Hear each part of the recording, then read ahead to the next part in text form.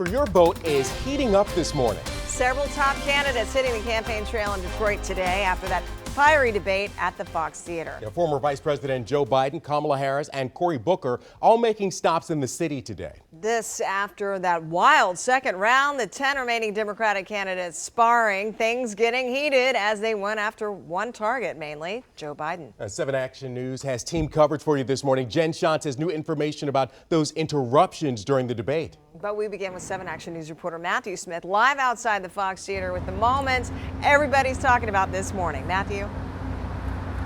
Yeah, and I think in a lot of cases, they are the one-liners. You had mentioned that Joe Biden was with a big target on his back as the front runner. Very different debate because we heard his name not mentioned a single time in night one. Night two, well, it was front and center. You heard those one-liners like I learned from the past from Julian Castro. Cory Booker went after him with one saying, you're dipping in the Kool-Aid, you don't even know the flavor. There was a lot to talk about and unpack from this one. But one other thing that we noted, Kamala Harris, well, she went from rising star to a secondary person with a target on her back, and she got her first taste of what that feels like last night. The senators had several plans so far. You can't beat President Trump with double talk. The reality is that our plan will bring health care to all Americans. The vice president getting in attacks we didn't see in those first debates, looking more polished.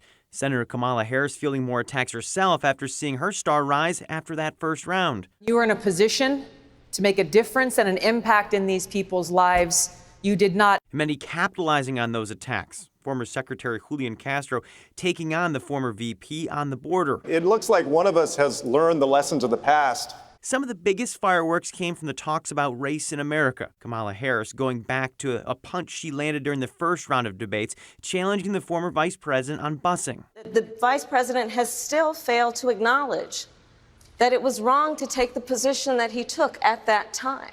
Barack Obama knew exactly who I was. He had 10 lawyers do a background check on everything about me on civil rights and civil liberties, and he chose me, and he said it was the best decision. This is a crisis in our country because we have treated issues of race and poverty, mental health and addiction with locking people up and not lifting them up. Others looking to create memorable moments as the bar to make the next debate stage only gets higher. The opposite of Donald Trump is an Asian man who likes math.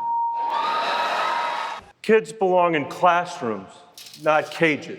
The first thing that I'm going to do when I'm president is I'm going to Clorox the Oval Office. Those memorable moments, whether they're one-liners from one candidate to another or just something to stand out on their own, important because, as we say, the debate stage is shrinking. You can't continue to have 20 candidates as we continue through the political process. So some of the folks you saw right here on the stage at the Fox Theater in Detroit, they won't make the next round. What do people take away from this? Now we have to start listening to those voters and start figuring out who the future is of the party, and this is when we start to see that direction. We saw the divide between the candidates, we saw where they differentiate, now we get to see who the voters like the most. We're live in downtown Detroit. I'm Matthew Smith, 7 Action News.